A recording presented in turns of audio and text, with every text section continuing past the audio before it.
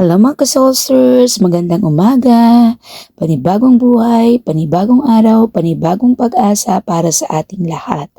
At eto na nga, kaganapan kahapon, since na may trabaho kahapon, pag-uwi namin galing sa trabaho ay eto ulit, kainan ulit, dahil nga sa sunod-sunod ang birthday ng mga bata, mula kay Ate Meg, sunod-sunod rin ang kainan sa bahay.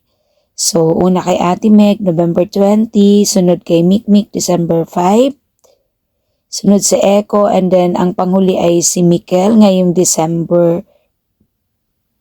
Kaya sunod-sunod ang kainan sa bahay at depende sa kung ano ang gusto nila ang ihahanda. Since ayaw nila ng may cake or ayaw ni Echo ng may cake, so walang cake.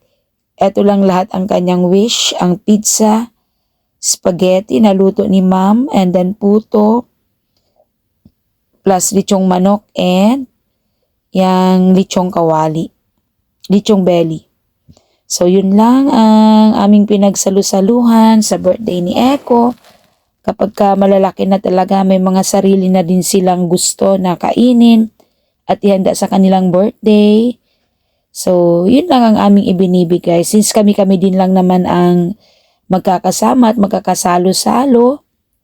So, kung ano lang ang gusto, yun lang ang pinoprovide. So, ayan.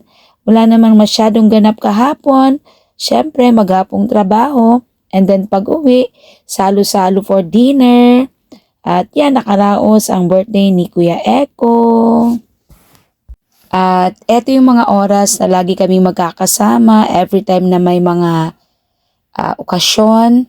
Sinisikap namin na kumpleto kami kahit hindi po kami magkakasama sa bahay kasi may kanya-kanya naman po kaming bahay. Pero kung mapapansin ninyo, lahat ng okasyon ay dito ginaganap sa bahay kasi yun ang gusto ng mga bata. So, pero hiwa-hiwalay naman po kami ng aming mga tirahan.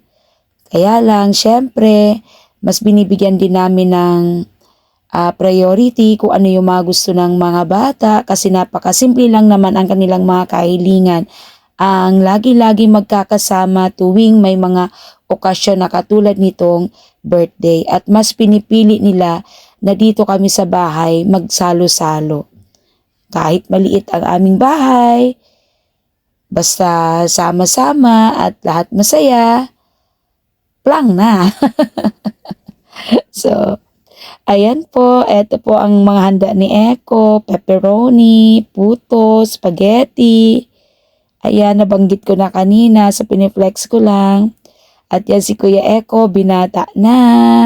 At yan ang pormahan ng binata ngayon. Happy birthday, Echo. Malalaki na kayo.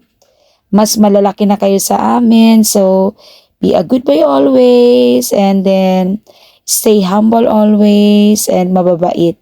So, ayan lamang, sila ang first batch at ang second batch ay si Mikmik at saka si Iego. So, ayan lamang. Bye mga ka-Soulsters!